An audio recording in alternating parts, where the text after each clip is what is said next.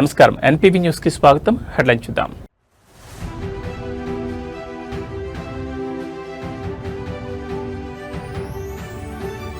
రేపటి నుంచే ఇంటర్ పరీక్షలు, విద్యార్థులకు బోర్డు కీలక సూచనలు.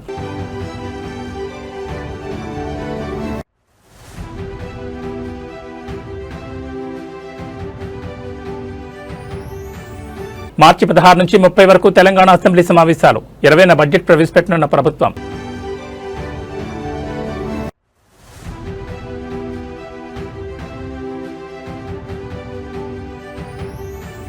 ఖమ్మంలో రణరంగంగా వెలుగుమట్ల, పేదల ఇళ్ల కూల్చివేతతో దద్దరిల్లిన కలెక్టరేట్ పరిసరాలు.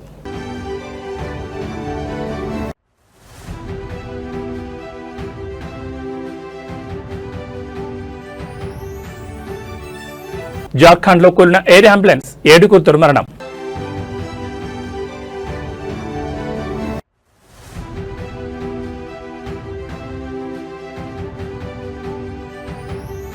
తెలంగాణ రాష్ట్రంలో నేడు రేపు వర్షాలు, పలు జిల్లాలకు ఆరెంజ్ ఎల్లో హెచ్చరికలు. ఇక డీటెయిల్స్ చూస్తే తెలంగాణలో బుధవారం నుంచి ప్రారంభం కానున్న ఇంటర్మీడియట్ వార్షిక పరీక్షలకు సంబంధించి ఇంటర్ బోర్డు కీలక మార్గదర్శకాలు జారీ చేసింది. ఈసారి విద్యార్థులకు స్వల్ప ఉరటనిస్తూ 5 నిమిషాల గ్రేస్ పీరియడ్ కేటాయించారు. దీని ప్రకారం ఉదయం 9 గంటలకు పరీక్ష ప్రారంభం కానుండగా 9:05 వరకు కేంద్రంలోకి అనుమతిస్తారు. ఆ తర్వాత వచ్చే వారికి అనుమతి ఉండదు. మొత్తం 9,95,075 మంది విద్యార్థులు ఈ పరీక్షలకు హాజరవనున్నారు. రాష్ట్ర వ్యాప్తంగా 1,495 పరీక్షా కేంద్రాలను ఏర్పాటు చేశారు. విద్యార్థులు తమ పరీక్షా కేంద్రాలను సులభంగా గుర్తించేందుకు హాల్ టికెట్ పై ఉన్న క్యూఆర్ కోడ్ను ఉపయోగించుకోవాలని, ముఖ్యంగా హైదరాబాద్ పరిసర ప్రాంతాల్లోని విద్యార్థులు ట్రాఫిక్ ఇబ్బందులను దృష్టిలో ఉంచుకుని అరగంట ముందే సెంటర్లకు చేరుకోవాలని బోర్డు కార్యదర్శి ఎస్ కృష్ణాదిత్య సూచించారు. రాష్ట్ర వ్యాప్తంగా 1,495 పరీక్షా కేంద్రాలను ఏర్పాటు చేశారు. విద్యార్థులు తమ పరీక్షా కేంద్రాలు సులభంగా గుర్తించేందుకు హాల్ టికెట్ పై ఉన్న క్యూఆర్ కోడ్ను ఉపయోగించుకోవాలని, ముఖ్యంగా హైదరాబాద్ పరిసర ప్రాంతాల్లోని విద్యార్థులు ట్రాఫిక్ ఇబ్బందులను దృష్టిలో ఉంచుకుని అరగంట ముందే సెంటర్లకు చేరుకోవాలని బోర్డు కార్యదర్శి ఎస్ కృష్ణాదిత్య సూచించారు. పరీక్షా కేంద్రాల్లో త్రాగునీరు, వెలుతురు, ఫంక్షనల్ టాయిలెట్లు, బెంచీలు వంటి అన్ని సౌకర్యాలు కల్పించామని, ఏ విద్యార్థి కూడా నేలపై కూర్చుని పరీక్ష రాయాల్సిన అవసరం లేదని అధికారులు స్పష్టం చేశారు. భద్రత కోసం ప్రతి కేంద్రంలోనూ సీసీ కెమెరాలు నిఘా ఉండడంతో పాటు ఫ్లయింగ్ స్క్వాడ్లు, సిట్టింగ్ స్క్వాడ్లు నిరంతరం పర్యవేక్షిస్తాయి. పరీక్షల సమయంలో ఒత్తిడి లేదా ఆందోళనకు గురయ్యే విద్యార్థులు Telemanas toll free number 14416 call చేసి నిపుణుల సలహాలు పొందొచ్చు. సమాధాన పత్రాల మూల్యాంకనం కూడా ఫిబ్రవరి 26 నుంచి 20 కేంద్రాల్లో ప్రారంభం కానుంది. విద్యార్థులు తమ హాల్ టికెట్లోని వివరాలను సరిచూసుకోవాలని, ఏమైనా పొరపాట్లుంటే వెంటనే సంబంధిత కాలేజ్ ప్రిన్సిపల్ ద్వారా సరిచేయించుకోవాలని బోర్డు సూచించింది.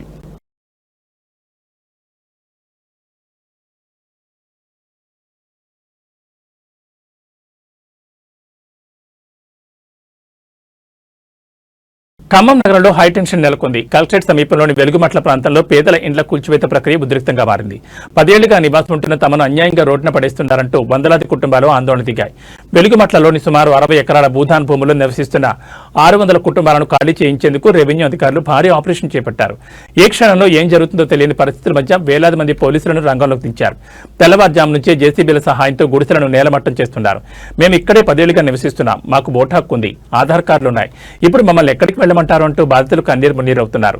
అధికారుల జేసీబీలకు అడ్డంగా పడుతూ ప్రాణాలకు తెగించి తమ ఆవాసాలను కాపాడుకునే ప్రయత్నం చేస్తున్నారు. తమకు పట్టాలిచ్చి క్రమబద్ధీకరించాలని దశాబ్ద కాలంగా పోరాడుతున్నా ప్రభుత్వం కనికరించకుండా ఇళ్లను కూల్చివేయడంపై సర్వత్రా ఆగ్రహం వ్యక్తమవుతోంది. కాలనీ వైపు ఎవరిని రానివ్వకుండా కిలోమీటర్ మేర పోలీస్ బారికేడ్లు ఏర్పాటు చేశారు.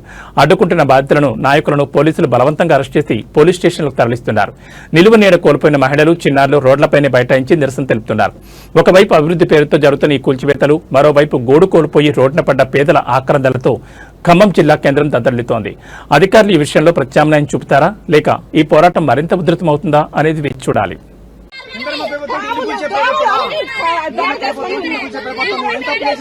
ముందుగా చెప్తే పక్కకు పోతుందా 8 సంవత్సరాల నుంచి ఉంటాను చెప్పి బాబు మీ కాదు చెప్తే ఎవరు చెప్పు లేదా ఏం లేదా అటాటికి వచ్చి హైకోర్టు ఆర్డర్లు గౌరవించారా, ఏది గౌరవించరా, ఏమి చేయరా, ఇది న్యాయమేనా?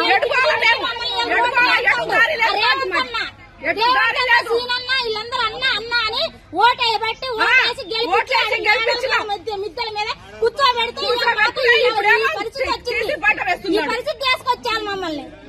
మా సంవత్సరాలు బట్టి ఉంటున్నాం అండి. కనీసానికి ఎప్పుడు ఏ రోజైనా కంటి నిండి నిద్రపోలేదు మేము. చెప్పారా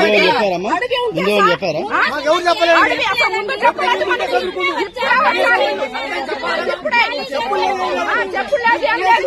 ఏడుకోవాలి మేము, ఇక్కడే చచ్చిపోతాం మేము. మాకు ఇప్పుడు కష్టపడి కట్టుకున్నాం బ్యాంకు కాడి నుంచి 2 గుట్టలు సన్న, ఇప్పుడు ఇది 3వ సారి మేము కట్టుకోవటం.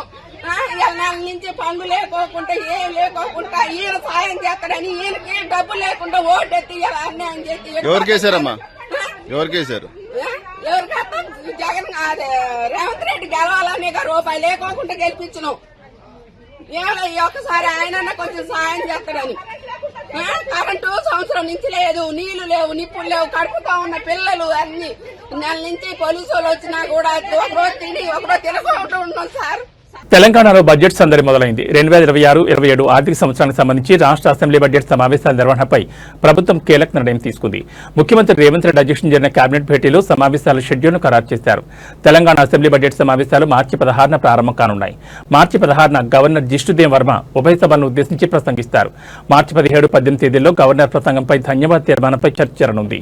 మార్చి 19న ఉగాది పండుగ సందర్భంగా సభకు సెలవు ప్రకటించారు. అలాగే మార్చి 21న రంజాన్ సెలవు ఉండే అవకాశం ఉంది. అందరూ ఆసక్తిగా ఎదురుచూస్తున్న రాష్ట్ర వార్షిక బడ్జెట్ను మార్చి 20న డిప్యూటీ సీఎం ఆర్థిక మంత్రి మల్లు భట్టి విక్రమార్క సభలో ప్రవేశపెట్టే అవకాశం ఉంది. అయితే రంజాన్ పండుగ తేదీని బట్టి బడ్జెట్ తేదీల్లో స్వల్ప మార్పులు ఉండొచ్చని సమాచారం. ఇప్పటికే ఆర్థిక శాఖ కసరత్తు పూర్తి చేసి శాఖల వారీగా కేటాయింపులను ఖరారు చేసే పనిలో నిమగ్నమైంది. ఈసారి బడ్జెట్లో ప్రభుత్వం సంక్షేమ అభివృద్ధికి సమప్రాధాన్యత ఇవ్వనుంది. ఎన్నికల సమయంలో ఇచ్చిన వాగ్దానాల్లో ఇప్పటికే అమల్లో ఉన్న వాటితో పాటు పెండింగ్ లో ఉన్న గ్యారంటీలకు కూడా భారీగా నిధులు కేటాయించే అవకాశం ఉంది. సంక్షేమ పథకాలను నిర్లక్ష్యం చేయకుండానే రాష్ట్రంలో మౌలిక సదుపాయాల కల్పనకు పెద్దపీట వేయాలని ప్రభుత్వం భావిస్తోంది. అప్పుల భారాన్ని తగ్గించుకుంటేనే పేదల సంక్షేమే ధ్యేయంగా ఒక సమతుల్య బడ్జెట్ను ప్రజల ముందుకు తీసుకురావడానికి ఆర్థిక మంత్రి కసరత్తు చేస్తున్నారు. మార్చి 16 నుంచి 30 వరకు జరగనున్న ఈ సమావేశాలు రాజకీయంగా కూడా వేడిని పుట్టించనున్నాయి. విపక్షాల విమర్శలను ఎదుర్కొంటూ ప్రభుత్వం 6 గ్యారంటీల అమలుకు నిధుల వేటను ఎలా సాగిస్తుందో చూడాలి. మరి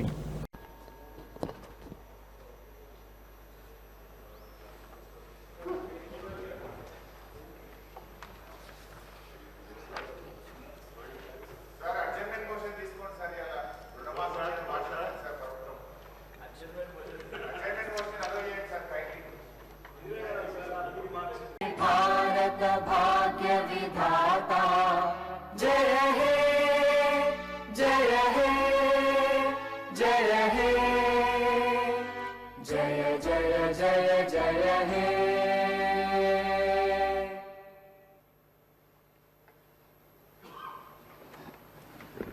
తెలంగాణ అవతరించిన తర్వాత ఎంతో మంది పేదలు నూతన రేషన్ కార్డు కొరకు ఆశగా వేచి చూసినా గత ప్రభుత్వం వారిని పట్టించుకోలేదు. కనీసం కొత్త కుటుంబ సభ్యుల పేర్లను కూడా రేషన్ కార్డులో జత చేయలేదు.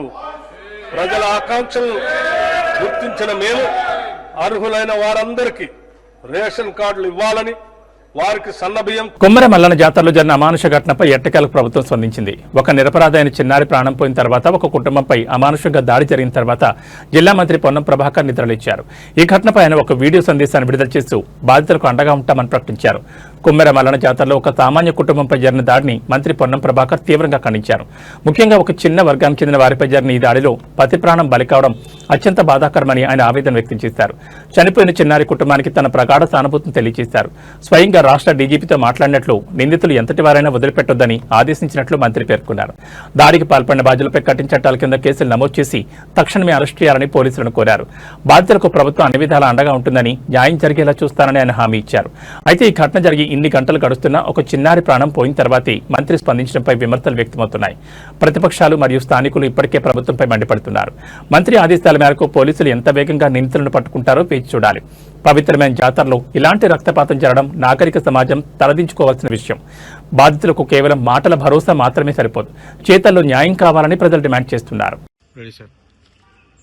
కులాలు మతము ప్రస్తావన లేకుండా పైశాచికమైనటువంటి సంఘటన ఏదైనా ఖండించదలసిందే. అందులో ఒక చిన్న వర్గానికి సంబంధించినటువంటి చిన్న పాప మృతికి కారణమైనటువంటి వాళ్ళు తప్పకుండా శిక్షార్హులే. ఏ పార్టీ అయినా, ఏ కులమైనా, ఏ మతమైనా, ఏ ప్రాంతమైనా నేను డీజీపీ గారితో కూడా మాట్లాడినా ఆ అంశం మీద కఠినంగా స్పందించి చర్యలు తీసుకోమని చెప్పి కోరుతూ, కుటుంబానికి బాధిత కుటుంబానికి అండగా ఈ రాష్ట్ర ప్రభుత్వం ఉంటుంది. ముఖ్యమంత్రి గారు కూడా నిన్న చెప్పినారు, ఎక్కడ కూడా ఇబ్బంది పడేటువంటి పరిస్థితి రాకుండా మీకు అన్ని రకాలుగా న్యాయం చేసేటువంటి విధంగా ప్రభుత్వ చర్యలు ఉంటాయని మనం చేస్తాం. రాజమండ్రిలో కల్తీ పాలు తాగి 5గురు మృత్యువాత పడడం ఇప్పుడు రాష్ట్ర వ్యాప్తంగా పెను సంచలనంగా మారింది. ఈ విషాద ఘటనతో ఏపీ ప్రభుత్వం ఒక్కసారిగా ఉలిక్కిపడింది. అప్రమత్తమైన ఎన్టీఆర్ జిల్లా అధికార యంత్రాంగం జిల్లా వ్యాప్తంగా పాల కేంద్రాలపై దాడులు నిర్వహిస్తోంది. రాజమండ్రి ఘటన పునరావృతం కాకూడదనే ఉద్దేశంతో ఎన్టీఆర్ జిల్లా collector Lakshmisha food safety commission రంగంలోకి దిగారు.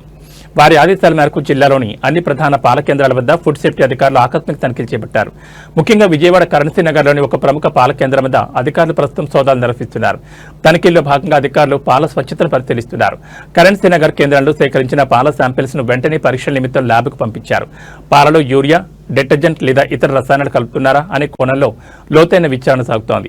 జిల్లా వ్యాప్తంగా ఉన్న డైరీ ఫార్మ్స్, పాల సేకరణ కేంద్రాలపై నిఘా, కల్తీకి పాల్పడితే లైసెన్సులు రద్దు చేయడమే కాకుండా క్రిమినల్ కేసులు నమోదు చేస్తామని అధికారులు హెచ్చరించారు. పాలలో రంగు లేదా వాసనలో మార్పు ఉంటే వెంటనే ఫిర్యాదు చేయాలని కోరుతున్నారు. పాల వంటి నిత్యావసర వస్తువుల్లో విషం కలిపి ప్రజల ప్రాణాలతో చెలగాటమాడేవారిని వదిలిపెట్టే ప్రసక్తి లేదని కలెక్టర్ లక్ష్మీసా స్పష్టం చేశారు. అటు రాజమండ్రి ఘటనలో మృతుల సంఖ్య పెరిగే అవకాశం ఉండడంతో రాష్ట్ర వ్యాప్తంగా ఉన్న ఫుడ్ సేఫ్టీ విభాగం హై అలర్ట్ లో ఉంది.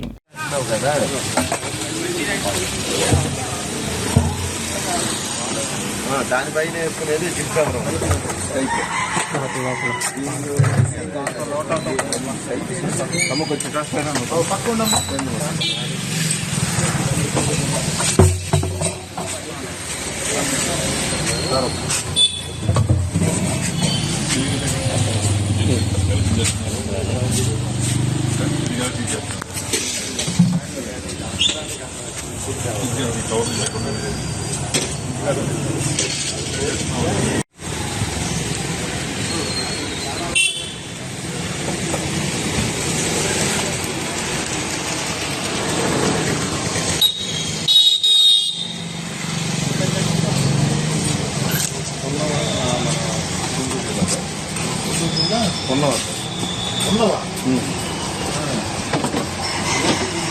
అవును సార్.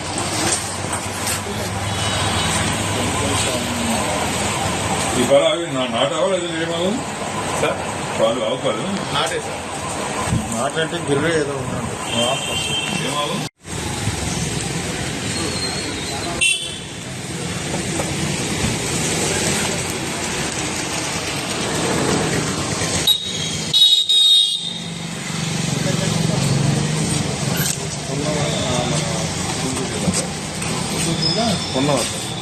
ఉన్నవా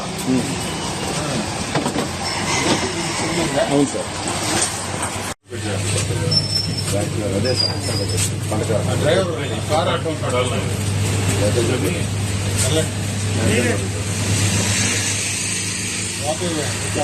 ఆంధ్రప్రదేశ్ శాసనమండలి సాక్షిగా మహిళా భద్రతపై విపక్షాలు నిప్పులు చెరిగాయి. కూటమి ప్రభుత్వ హయాంలో మహిళలపై అరాచకాలు పెచ్చిమిరుతున్నాయంటూ వైసీపీ ఎమ్మెల్సీ వరదు కళ్యాణి సంచలన గణాంకాలతో ప్రభుత్వాన్ని కడిగిపారేశారు. రాష్ట్రంలో ఆడబిడ్డలకు రక్షణ కరువైందని ఆమె ఆందోళన వ్యక్తం చేశారు. శాసనమండలి వేదికగా వరదు కళ్యాణి సంచలన ఆరోపణలు చేశారు. ఈ ప్రభుత్వంలో ప్రతిరోజు 5గురు మహిళలు అత్యాచారానికి గురవుతున్నారని, సుమారు 60 మంది మహిళలు వివిధ రకాలుగా వేధింపులను ఎదుర్కొంటున్నారని ఆమె గణాంకాలను బయటపెట్టారు. టీడీపీ అధికారంలోకి వచ్చిన నాటి నుంచి నేరాల సంఖ్య విపరీతంగా పెరిగిందని ఆమె విమర్శించారు. కూటమి ప్రభుత్వంలో మహిళలపై నేరాలు గతంతో పోలిస్తే 10% పెరిగాయని ఆమె ధ్వజమెత్తారు. ఈ ప్రభుత్వ హయాంలో ఇప్పటి వరకు 16,282 మంది మహిళలు వేధింపులకు గురయ్యారని ఆరోపించారు. ఏకంగా ముఖ్యమంత్రి చంద్రబాబు నాయుడు సొంత గ్రామంలో కూడా మహిళలపై వేధింపుల కేసులు పెరగడం శాంతి భద్రతల వైఫల్యానికి నిదర్శనమని ఆమె ఎద్దేవా చేశారు. రాష్ట్రంలో మహిళలకు రక్షణ కల్పించడంలో ప్రభుత్వం పూర్తిగా విఫలమైందని, కేవలం ప్రకటనలకే పరిమితమవుతోందని విపక్ష నేతలు సభలో కొంతెత్తారు. అటు వరదు కళ్యాణి వ్యాఖ్యలపై అధికారపక్ష సభ్యులు కూడా తీవ్రంగా స్పందించడంతో సభలో కొంతసేపు గందరగోళం నెలకొంది. ఆడబిడ్డల భద్రతపై ప్రభుత్వం శ్వేతపత్రం విడుదల చేయాలని విపక్షాలు డిమాండ్ చేస్తున్నాయి. కూటమి ప్రభుత్వం అధికారంలోకి వచ్చిన తర్వాత మహిళా భద్రతపై అనేక హామీలిచ్చింది. కానీ వరదు కళ్యాణి సభ ముందుంచిన ఈ గణాంకాలు ఇప్పుడు రాష్ట్ర వ్యాప్తంగా చర్చనీయాంశంగా మారాయి. మరి ఈ విమర్శలపై ప్రభుత్వం ఎలా స్పందిస్తుంది? నేరాల అదుపులకు ఎలాంటి చర్యలు తీసుకుంటుంది? వేచి చూడాలి. గత ఏడాది 1485 కేసులు నమోదయ్యాయని చెప్పారు అధ్యక్ష. అంటే రోజుకి 4-5 జరుగుతున్నాయి అధ్యక్ష. ఈ రాష్ట్రంలో రోజుకి 4-5 మంది మీద అత్యాచారాలు, అఘాయిత్యాలు జరుగుతున్నాయి అధ్యక్ష, మహిళల మీద. అలాగే 50-60 మంది వేధింపులకు గురవుతున్నారు అధ్యక్ష. అసలు ఈ ప్రభుత్వం వచ్చాక అధ్యక్ష మహిళల మీద అఘాయిత్యాలు, అత్యాచారాలు, నేరాలు విపరీతంగా పెరిగిపోయాయి అధ్యక్ష. ఇది పోలీసులు అధికారికంగా చెప్పిన లెక్కల ప్రకారం చూస్తే మహిళల భద్రత ఎంత ఘోరంగా ఉందో అర్థమవుతుంది అధ్యక్ష. ఈ రోజు 16,288 మంది మహిళల్ని వేధించారు అధ్యక్ష. 10 జిల్లాల్లో మహిళల మీద నేరాలు విపరీతంగా పెరిగిపోయాయి అధ్యక్ష. సాక్షాత్తు గౌరవ సీఎం చంద్రబాబు నాయుడు గారు ఉన్న జిల్లాలోనే మహిళల మీద నేరాలు 10% పెరిగాయి అధ్యక్ష. అంటే ఈ రాష్ట్ర ముఖ్యమంత్రి చంద్రబాబు నాయుడు గారి నీడలోనే మహిళలకు రక్షణ లేదా అధ్యక్ష? అలాగే ముఖ్యమంత్రి గారి సాక్షిగానే మహిళలు వేధిస్తున్నారు, హింసిస్తున్నారు, చంపేస్తున్నారు అధ్యక్ష. అదే జిల్లాలో గౌరవ మంత్రి గారైన లోకేష్ గారు కూడా ఉన్నారు అధ్యక్ష. అలాగే సాక్షాత్తు హోంమంత్రి గారి ఇన్ఛార్జిగా ఉన్న విజయనగరం జిల్లాలో కూడా మహిళల మీద నేరాలు పెరిగాయి అధ్యక్ష. అలాగే ఈ రాష్ట్రంలో గుంటూరు, సత్యసాయి, నెల్లూరు, విజయనగరం, కడప, అన్నమయ్య, పల్నాడు, పార్వతీపురం, మన్యం, తిరుపతి జిల్లాల్లో పెరుగుతున్నాయి అధ్యక్ష. మహిళలను వేధించే వాళ్ళను, పిల్లలను అత్యాచారం చేసే వాళ్ళకు అస్సలు భయం లేకుండా పోయింది అధ్యక్ష. నిజం చెప్పాలంటే వీటిలో ముఖ్యంగా అత్యధిక కారణం గంజాయి, డ్రగ్స్, వీటి మత్తులో చేస్తున్నారు అధ్యక్ష. మన హోంమంత్రి గారు అయితే ఏకంగా గంజాయి లేదని చెప్పేశారు అధ్యక్ష. కానీ ఈ సభ జరుగుతున్న టైంలోనే మొన్న మదనపల్లిలో సాధారణంగా హెల్మెట్ లేకపోతే ట్రాఫిక్ పోలీసులు చలాన్ రాస్తారు లేదా వాహనాన్ని ఆపుతారు. కానీ హైదరాబాద్ మల్కాజ్గిరి ట్రాఫిక్ పోలీసులు ఒక అడుగు ముందుకు వేశారు. జరిమానా కంటే ప్రాణం ముఖ్యమని భావించి దేశంలోని వినూత్నమైన హెల్మెట్ బ్యాంక్ కార్యక్రమానికి శ్రీకారం చుట్టారు. హెల్మెట్ లేకుండా ప్రయాణించే వాహనదారులను ఆపి తిట్టడమో, జరిమానా వేయడమో కాకుండా అక్కడికక్కడే వారికి ఒక హెల్మెట్ ఉచితంగా అందజేస్తున్నారు పోలీసులు. హెల్మెట్ తీసుకునే వారు తమ ప్రాథమిక వివరాలను పోలీసులకు సమర్పించాలి. ఆ హెల్మెట్ ను తీసుకుని 24 గంటలలోపు వారు కొత్త హెల్మెట్ ను కొనుగోలు చేసి పోలీసుల వద్ద తీసుకున్న పాత హెల్మెట్ ను తిరిగి ఇచ్చేయాలి. మల్కాజ్గిరి జోన్ పరిధిలోని ప్రధాన కూడళ్లలో ఈ విధానాన్ని అమలు చేస్తున్నారు. ముఖ్యంగా గోపాలపురం ట్రాఫిక్ పోలీస్ స్టేషన్ పరిధిలోని సంగీత్ చౌరస్తా వద్ద ఈ కార్యక్రమం విజయవంతంగా సాగుతోంది. ప్రయాణ మధ్యలో ప్రమాదాలు జరగకుండా తక్షణమే రక్షణ కల్పించడం, పోలీసులంటే కేవలం జరిమానాలు వేసేవారు మాత్రమే కాదు, ప్రాణాలు కాపాడేవారని ప్రజల్లో నమ్మకం కలిగించడం, కేవలం భయం కోసం కాకుండా బాధ్యతగా హెల్మెట్ ధరించేలా వాహనదారులను ప్రోత్సహించడం తెలంగాణ పోలీసుల అరైవ్ అలైవ్ రోడ్డు భద్రతా ప్రచారంలో భాగంగా ఈ కార్యక్రమాన్ని చేపట్టినట్లు మల్కాజ్గిరి ట్రాఫిక్ డీసీపీ తెలిపారు. ప్రయాణం చిన్నదైనా పెద్దదైనా హెల్మెట్ తప్పనిసరని ఆయన గుర్తు చేస్తున్నారు. చలాన్ల భారం కంటే క్షేమంగా ఇంటికి చేరడమే ప్రధానమని నిరూపిస్తున్న మల్కాజ్గిరి పోలీసుల చొరవపై సర్వత్రా ప్రశంసలు వ్యక్తమవుతున్నాయి. వాహనదారులు కూడా ఈ అవకాశాన్ని సద్వినియోగం చేసుకుని ప్రాణరక్షణకు సహకరించాలని కోరుతున్నారు. హెల్మెట్ బ్యాంక్ అని చెప్పేసి వినూత్నంగా ప్రయత్నం చేయడం జరిగింది.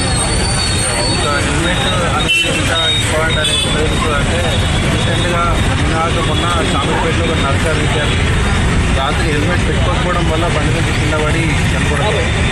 సో అట్లా ఎవ్రీడే తెలంగాణలో ప్రతి గంటకి అందరూ ట్రాఫిక్ రూల్స్ పాటించకపోవడం వల్ల చనిపోవడం జరుగుతుంది. సో దాన్ని అరికట్టడానికి ఒక పాజిటివ్ ధోరణిలో రియలైజ్ చేయడం కాకుండా ఇలాంటి మాత్రమే కాదు, ఇట్లాంటివి ఎంకరేజ్ చేయడానికి ట్రై చేస్తాం. సో మనకు హెల్మెట్ బ్యాంక్ ఒకటి ఏర్పాటు చేయడం జరిగింది. ఈ హెల్మెట్ బ్యాంకులో ఎవరైనా హెల్మెట్ లేని వాళ్ళు వచ్చి వాళ్ళని ఏదో ఆపి ఇట్లా దేశ రాజధానిలో రాజకీయ సెగలు రేగుతున్నాయి. ప్రధాని నరేంద్ర మోడీ లక్ష్యంగా కాంగ్రెస్ అగ్రనేత రాహుల్ గాంధీ తీవ్రస్థాయిలో విరుచుకుపడ్డారు. ఎఫ్స్టీన్ ఫైల్స్ నుంచి అదానీ వ్యవహారం వరకు సంచలన ఆరోపణ చేస్తూ కేంద్ర ప్రభుత్వంపై యుద్ధం ప్రకటించారు. అంతర్జాతీయంగా సంచలనం సృష్టించిన ఎఫ్స్టీన్ ఫైల్స్ అంశాన్ని రాహుల్ గాంధీ ప్రస్తావించారు. అంతర్జాతీయ నేరస్తులతో పేర్లు ముడిపడడం దేశానికి సిగ్గుచేటని ఆయన మండిపడ్డారు. ముఖ్యంగా దేశానికి సంబంధించిన కీలకమైన డేటాను అమెరికా కట్టబెట్టడంపై రాహుల్ తీవ్ర అభ్యంతరం వ్యక్తం చేశారు. ఇది దేశ సార్వభౌమాధికారానికే ముప్పని అని హెచ్చరించారు. అదానీ వ్యవహారంపై రాహుల్ గాంధీ మరోసారి గళమెత్తారు. అదానీ కేసు కేవలం ఒక వ్యాపారవేత్తకు సంబంధించింది కాదని, ఇది బీజేపీ ఆర్థిక మూలాలను కదిలిస్తోందని ఆయన ధ్వజమెత్తారు.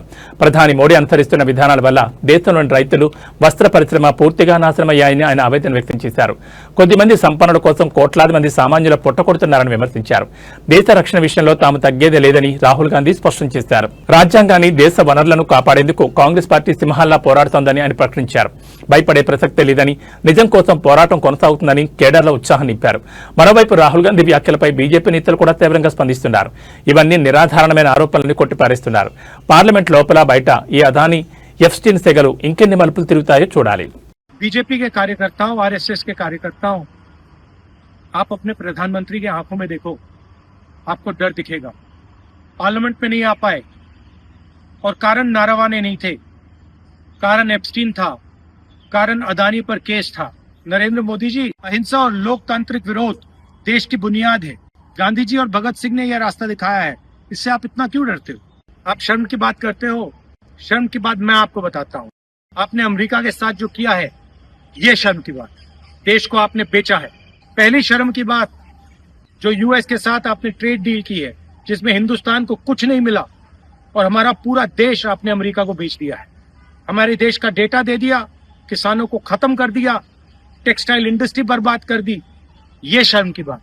दूसरी शर्म की बात, एप्स्टीन जो पीडोफाइल है, उसकी फाइलों में, उसकी ईमेल में आपका नाम, आपके मंत्रियों का नाम और आपके दोस्तों का नाम, तीनों का एक साथ आ रहा है।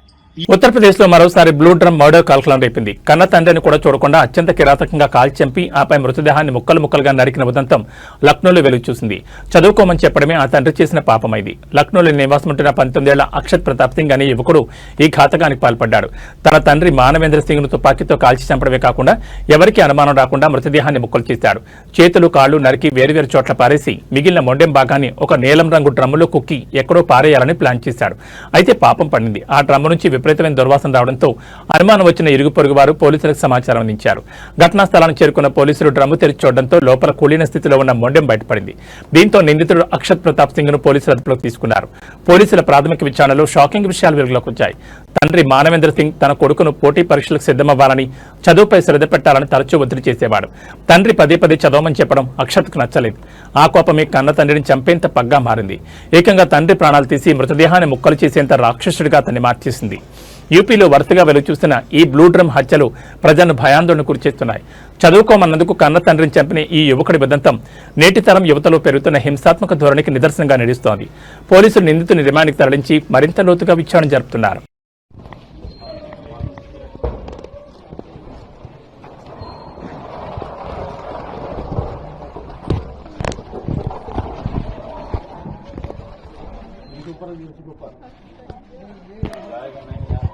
बगल में सीट पे रख दीजिए, सीट पे తెలంగాణ ప్రభుత్వంలో కీలక బాధ్యతలు నిర్వహిస్తున్న బట్టి విక్రమార్క రాజకీయ కార్యకలాపాలతో ఎంత బిజీగా ఉన్నా తన కుమారుడి జీవితంలోని అతి ముఖ్యమైన ఘట్టం కోసం ప్రత్యేకంగా సమయం కేటాయించారు. ఈ రోజు ఆయన వ్యక్తిగతంగా తనను కలిసి తన కుమారుడి పెళ్లికి ప్రేమతో ఆహ్వానించారు. ఈ సందర్భంగా ఆయన చూపిన ఆప్యాయత మరియు సరళత అందరినీ ఆకట్టుకుంది. కుమారుడి వివాహ వేడుకను అత్యంత వైభవంగా నిర్వహించేందుకు భట్టి విక్రమార్క సిద్ధమవుతున్నారు. ఈ పెళ్లికి 2 రాష్ట్రాల ముఖ్యమంత్రులు, మంత్రులు, జాతీయ స్థాయి నాయకులు మరియు వివిధ రంగాలకు చెందిన ప్రముఖులు హాజరయ్యే అవకాశం ఉంది. ఇప్పటికే పలువురు నేతలకు ఆయన స్వయంగా వెళ్లి వెడ్డింగ్ కోడ్ను అందజేస్తున్నారు. డిప్యూటీ సీఎం మల్లు భట్టి విక్రమార్క కుమారుడి వివాహం పద్ధతి ప్రకారం ప్రతి ఒక్కరిని ఆప్యాయంగా పిలుస్తున్న మంత్రి, రాష్ట్ర బడ్జెట్ కసరత్తుల మధ్యనే కుమారుడి పెళ్లి పనులను కూడా ఆయన పర్యవేక్షిస్తున్నారు. తెలంగాణ రాజకీయాల్లో ఒక పక్క పాలనాపరమైన వేడి ఉన్న బట్టి విక్రమార్క ఇంట్లో జరుగుతున్న ఈ శుభకార్యం పార్టీ శ్రేణులు మరియు మిత్రవర్గాల్లో కొత్త ఉత్సాహం నింపుతోంది. కొత్త జీవితంలోకి అడుగుపెడుతున్న బట్టి విక్రమార్క కుమారుడికి, కాబోయే కోడలికి ముందస్తు శుభాకాంక్షలు తెలియజేస్తున్నారు. జార్ఖండ్ లో ఘోర ప్రమాదం చోటు చేసుకుంది. రాంచీ నుంచి ఢిల్లీకి వెళ్తున్న ఎయిర్ అంబులెన్స్ కూలిపోయింది. Red board Airways private limited నడుపుతున్న ఈ ఎయిర్ అంబులెన్స్ సోమవారం రాత్రి ఛత్రా జిల్లాలోని సిమారియా ప్రాంతంలో కూలిపోయింది. ప్రమాద సమయంలో ఎయిర్ అంబులెన్స్ లో ఉన్న 7 మృతి చెందారు. ఛత్రా డిప్యూటీ కమిషనర్ ఈ విషయాన్ని ధృవీకరించారు. సిమారియా సమీపంలో ఎయిర్ అంబులెన్స్ కూలిన ఘటనలో అందులో ఉన్న వారందరూ మరణించారని చెప్పారు. బాధితులను pilot in command captain Vivek Vikas Bhagat, co pilot captain Sawraj Deep Singh, patient Sanjay Kumar, attender Archana Devi, Dhru Kumar, doctor Vikas Kumar Gupta, paramedics Sachin Kumar మిశ్రాగా గుర్తించారు. విమానంలో ఉన్న 7 వ్యక్తుల మృతదేహాలను వెలికితీసినట్లు sub divisional police officer Shubham Khandelwal తెలిపారని PTI report చేసింది. ఈ విమానం రాత్రి 7:11 రాంచీ నుంచి బయలుదేరి రాత్రి 10 ఢిల్లీలో ల్యాండ్ కావాల్సింది. జార్ఖండ్లోని లతేహార్ జిల్లాలోని చాంద్వా నివాసి సంజయ్ కుమార్ 65% కాలిన గాయాలతో బాధపడుతున్నారు. అతని పరిస్థితి విషమంగా ఉండడంతో ఫిబ్రవరి 16న దేవ్కమల్ ఆసుపత్రిలో చేరారు. అయితే మెరుగైన వైద్య చికిత్స కోసం అతన్ని ఢిల్లీ తరలించే క్రమంలో ఈ ప్రమాదం జరిగింది. ఈ ప్రమాదానికి సంబంధించి directorate general of civil aviation ఒక ప్రకటన విడుదల చేసింది. ఫిబ్రవరి 23న Redbird Airways private limited చెందిన Beechcraft C90 VT AJV operating medical evacuation విమానం రాంచీ నుంచి ఢిల్లీకి ప్రయాణిస్తుండగా జార్ఖండ్లోని ఛత్రా జిల్లా సిమారియా బ్లాక్ పరిధిలోని కసారియా పంచాయతీలో కుప్పకూలింది. ఈ విమానంలో 2 సిబ్బందితో సహా మొత్తం 7 వ్యక్తులున్నారు. ఈ విమానం సోమవారం సాయంత్రం 7:11 రాంచీ నుంచి బయలుదేరింది. కోల్కతా ఎయిర్ ట్రాఫిక్ కంట్రోల్తో కాంటాక్ట్ ఏర్పరచుకున్న తర్వాత వాతావరణం అనుకూలించకపోవడంతో విమానం తన మార్గాన్ని మార్చుకోవడానికి అనుమతి కోరింది. అయితే సాయంత్రం 7:34 కోల్కతాతో విమానం కమ్యూనికేషన్, రాడార్ సంబంధాలు కోల్పోయింది. కమ్యూనికేషన్ మిస్ కాకముందు విమానం చివరిగా వారణాసికి ఆగ్నేయ దిశలో సుమారు 100 నాటికల్ మైళ్ల దూరంలో ఉందని పేర్కొంది.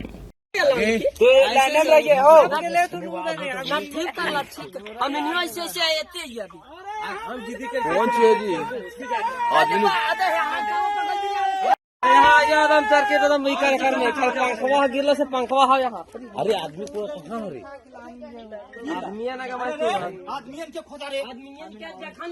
బంగాళాఖాతంలో ఏర్పడిన అల్పపీడన ప్రభావంతో రాష్ట్రంలో ఇవాళ రేపు తేలికపాటి నుంచి మోస్తరు వర్షాలు కొన్ని జిల్లాల్లో అక్కడక్కడా కురిసే అవకాశం ఉందని హైదరాబాద్ వాతావరణ కేంద్రం వెల్లడించింది. ఈ మేరకు ఆయా జిల్లాలకు ఎల్లో ఆరెంజ్ అలర్ట్ జారీ చేశారు. హైదరాబాద్ నగరంలోనూ జల్లులు కురుస్తున్నాయి. నేడు హైదరాబాద్, రంగారెడ్డి జిల్లాలో భారీ వర్షాలకు అవకాశం ఉందని ఈ మేరకు ఆ రెండు జిల్లాలకు వాతావరణ శాఖ ఆరెంజ్ అలర్ట్ జారీ చేసింది. రానున్న 2-3 గంటల్లో వర్షం వచ్చే ఛాన్స్ ఉందని చెప్పారు. నాగర్ కర్నూలు, నల్గొండ, నారాయణపేట, జోగులాం గద్వాల, మహబూబ్ నగర్, జనగాం, మేడ్చల్, మల్కాజ్గిరి, సంగారెడ్డి, సూర్యాపేట, వికారాబాద్, వనపర్తి, యాదాద్రి భువనగిరి జిల్లాల్లోనూ వర్షాలు కురుస్తాయన్నారు. ఈ మేరకు ఆయా జిల్లాలకు ఎల్లో అలర్ట్ జారీ చేశారు. కాగా సోమవారం రాష్ట్రంలోని పలు జిల్లాలో ఉరుములు, మెరుపులు, ఈదురుగాలతో కూడిన భారీ వర్షాలు కురిశాయి. గంటకు 40 కిలోమీటర్ల ఈదురుగాలుల వేగంతో వర్షాలు కురవడంతో కోత దశలో ఉన్న పంటలు తీవ్రంగా దెబ్బతిన్నాయి. దీంతో రైతులకు భారీగా నష్టం వాటిల్లింది. ముఖ్యంగా నిజామాబాద్, ఆదిలాబాద్, నిర్మల్, కామారెడ్డి, నిజామాబాద్ జిల్లాలో ఆదివారం అర్ధరాత్రి భారీ వర్షం కురిసింది.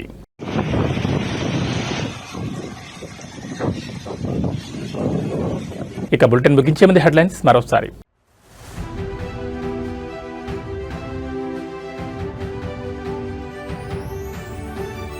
రేపటి నుంచే ఇంటర్ పరీక్షలు, విద్యార్థులకు బోర్డు కీలక సూచనలు.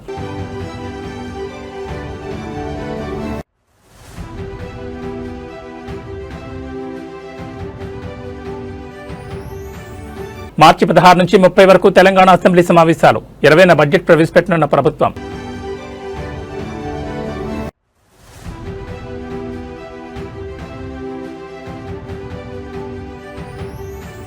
ఖమ్మంలో రణరంగంగా వెలుగుమట్ల, పేదల ఇళ్ల కూల్చివేతతో దద్దరిల్లిన కలెక్టరేట్ పరిసరాలు.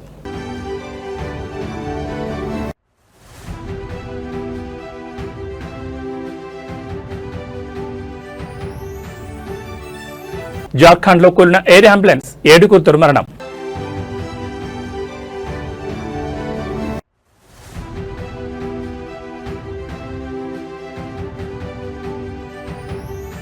తెలంగాణ రాష్ట్రంలో నేడు రేపు వర్షాలు, పలు జిల్లాలకు ఆరెంజ్, ఎల్లో హెచ్చరికలు.